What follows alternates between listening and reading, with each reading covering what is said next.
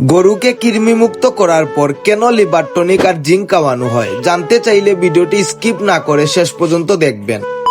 সবাইকে নমস্কার। আগের ভিডিওতে আপনারা দেখেছেন আমরা আমাদের দুইটা গরুকে কৃমিমুক্ত করেছি। অনেকেই ভাবেন কৃমির ওষুধ দিলেই সব কাজ শেষ, কিন্তু আসল যত্নটা শুরু হয় তারপরে। গরুর শরীরে যখন কৃমি থাকে, এই কৃমিগুলো গরুর শরীর থেকে পুষ্টি শুষে নেয়, আর এই জন্য আমরা কৃমিমুক্ত করি, যাতে গরুর শরীর হঠাৎ করে সেই হারানো পুষ্টি ফিরে পাওয়ার সুযোগ পায়। কিন্তু এখানে একটি গুরুত্বপূর্ণ বিষয় আছে। গরুকে কৃমিমুক্ত করার পর সঠিক সাপোর্ট না দিলে সে দ্রুত রিকভার হতে পারে না।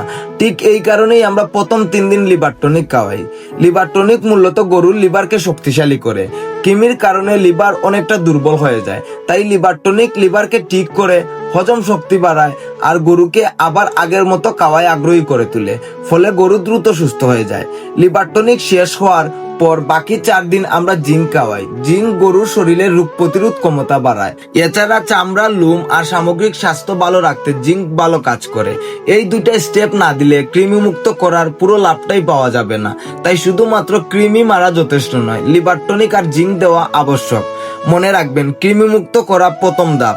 সঠিক লিভার টনিক আর জিঙ্ক ছাড়া গরুর স্বাস্থ্য ঠিক থাকে না। আপনি যদি সত্যিই গরুর সুস্থতা আর শক্তিশালী শরীর চান, তাহলে এই প্রক্রিয়া ফলো করুন। যাই হোক, সবাই ভালো থাকুন, সুস্থ থাকুন। দেখা হবে পরের কোনো একটি দরকারি ভিডিওতে। হর হর মহাদেব।